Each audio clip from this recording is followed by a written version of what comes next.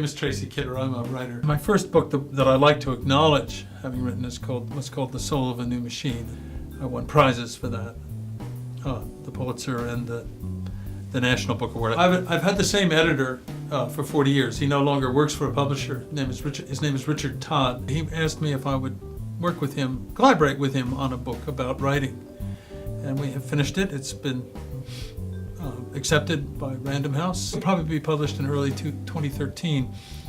And it's really about writing nonfiction. My relationship with Dick Todd, my editor, began with a piece that I wanted to write for the Atlantic Monthly. He was a young editor at the magazine then, and it was a sort of beginning of an apprenticeship, really difficult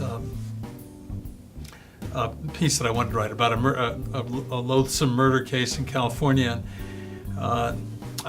I must have rewritten that 50 times. I remember being in his office, drinking some beer, and saying, "What should I do next?" And he said, "Why don't you look into computers?"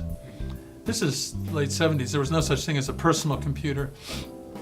I had no idea. They just seemed like the dreariest.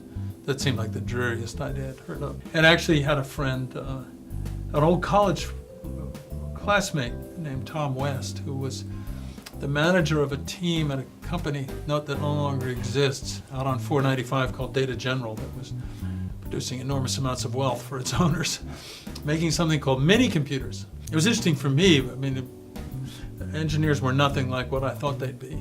They were much livelier bunch of people than I had imagined. And that's the book. That book won prizes and made money for its publisher, and there was even a movie sale, though no movie was ever made. So it allowed me to write for a living. At least I knew that I could write for a living if I followed it with something successful. You know, I've had a lovely career. I mean, you know, I can't think of anything else I'd rather have done all these years.